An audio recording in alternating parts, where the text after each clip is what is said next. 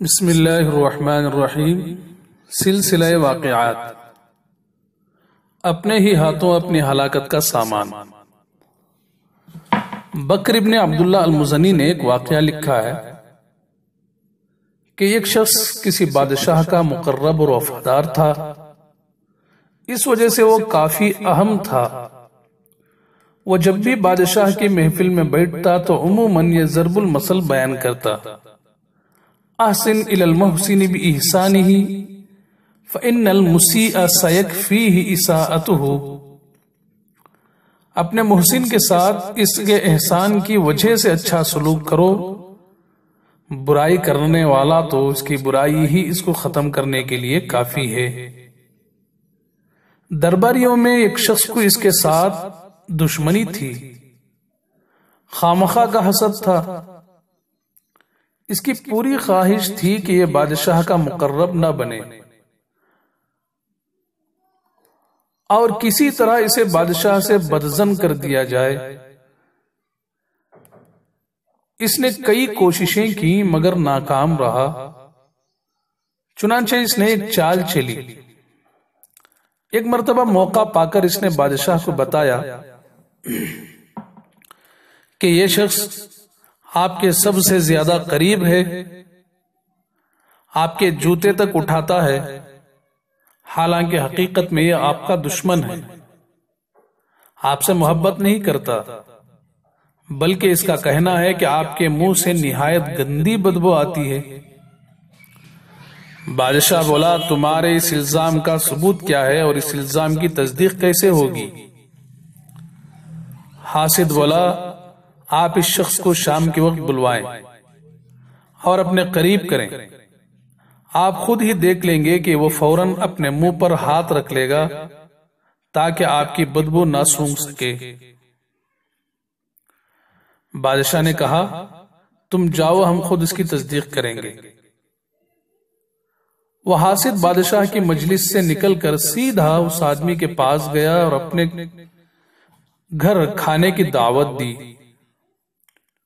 اس شخص کو حاسد کے حسد اور اس کی چال کا قطعاً علم نہ تھا، وہ تو اسے دوست ہی سمجھتا تھا اور یوں بھی اس کے تعلقات سب کے ساتھ اچھے تھے۔ حاسد نے اسے کھانا کھلایا جس میں لہسن شامل تھا۔ کھانے کے بعد وہ شخص بادشاہ کے دربار میں جا پہنچا۔ بادشاہ چلنے لگا تو اس نے اس کے جوتے پکڑ لیے اور ساتھ ہی اپنی عادت کے مطابق بولا: احسن الی المحسن بإحسانہ فإن المسیء سیکفیہ اساءتہ۔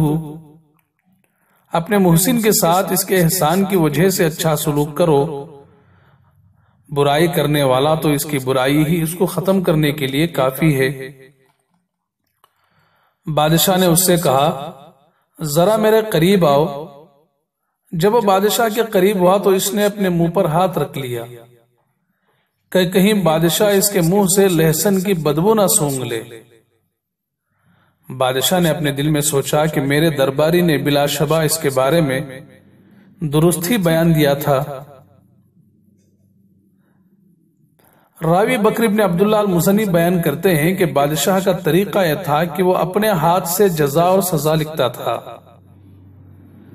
جب اس نے اپنی آنکھوں سے دیکھ لیا کہ یہ شخص میرا مخلص نہیں بلکہ اندر سے میرا مخالف ہے تو اس نے ایک تحریر اپنے چیف سیکریٹری کو لکھی جس کا یہ مضمون تھا کہ جب اس تحریر کا حامل تمہارے پاس آئے تو اس کو قتل کرنے کے بعد اس کی کھال اتار دو اور اس میں بھس بھر کے میرے پاس بھیجوا دو۔ بادشاہ نے اس شخص کو یہ خط دیا اور کہا: اسے چیف سیکریٹری کے پاس لے جاؤ۔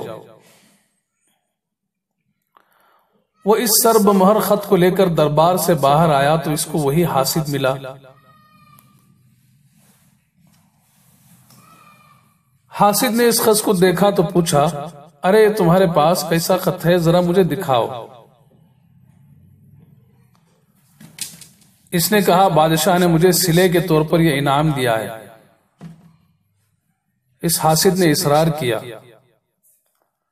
کہ خط مجھے دے دو اس شخص نے کہا یہ رہا خط، یہ تمہارا ہو گیا، لے لو۔ اس نے خط لیا اور خوشی خوشی چیف سیکرٹری کے پاس جا پہنچا۔ اس نے خط کو کھولا تو کہنے لگا اس خط میں لکھا ہے کہ میں تمہیں ذبح کر کے اس کی کھال اتار کے بادشاہ کے پاس بھجوا دوں۔ وہ حاسد بولا نہیں نہیں، یہ خط میرے لیے نہیں ہے بلکہ میرے فلان دوست کا ہے، غلطی سے میں نے لے لیا ہے۔ چیف سیکرٹری بولا دیکھو اب تم یہاں سے نہیں جا سکتے، خط میں واضح طور پہ ہدایات ہیں کہ جو بھی اس کا حامل ہے اس کو قتل کر کے اس کی کھال میں بھس بھر دو۔ اس نے بڑا واویلا کیا کہ ایک مرتبہ مجھے بادشاہ کے پاس جانے کا موقع دو، یہ میرے ساتھ دھوکا ہو گیا ہے۔ چیف سیکرٹری بولا اس خط کے حصول کے بعد تمہارے پاس واپسی کی کوئی صورت نہیں ہے اور اب موت تمہارا مقدر ہے۔ چنانچہ چیف سیکرٹری نے اس کو قتل کروا دیا اور حسب ہدایت اس کی لاش بادشاہ کے پاس بھجوا دی۔ وہ شخص جو بادشاہ کا مقرب تھا اپنی عادت کے مطابق دربار میں پہنچا اور اتفاق سے اپنی عادت کے مطابق اس نے وہ ضرب المثل بادشاہ کے سامنے دہرا دی۔ بادشاہ کو بڑا تعجب ہوا اور اس نے پوچھا میرے خط کا کیا ہوا؟ اس نے جواب دیا جب میں آپ کا خط لے کر نکلا تو مجھے فلاں شخص ملا، اس نے مجھ سے درخواست کی کہ یہ خط اس کو دے دوں، چنانچہ میں نے خط اس کو بخش دیا اور دے دیا۔ بادشاہ نے اس سے کہا اس شخص نے تو مجھے بتایا تھا کہ تم میرے بارے میں کہتے ہو کہ میرے منہ سے بدبو آتی ہے، کیا یہ سچ ہے؟ اس نے کہا ہاشا وکلا، میں نے تو ایسی بات کبھی نہیں کی۔ بادشاہ نے کہا اچھا یہ بتاؤ کل جب میں نے تمہیں بلایا تھا تو تم نے اپنے منہ پر ہاتھ کیوں رکھ لیا تھا؟ وہ کہنے لگا بادشاہ سلامت، اس نے مجھے کھانے کی دعوت دی جس میں مجھے خوب لہسن کھلایا، میں نے ہاتھ اس لیے منہ پہ رکھا تھا کہ کہیں آپ کو اس ناگوار بدبو سے تکلیف نہ ہو۔ یہ سن کر بادشاہ کہنے لگا تم سچ اور درست کہتے ہو، اپنی ڈیوٹی پر واپس چلے جاؤ، تمہارا قول درست تھا کہ برائی کرنے والا اپنے کرتوت کا مزہ خود چکھ لیتا ہے۔ تو اسی کو کہتے ہیں کنواں کھودنے والا خود ہی اس میں جا گرتا ہے۔ بس وآخر دعوانا ان الحمد للہ رب العالمین۔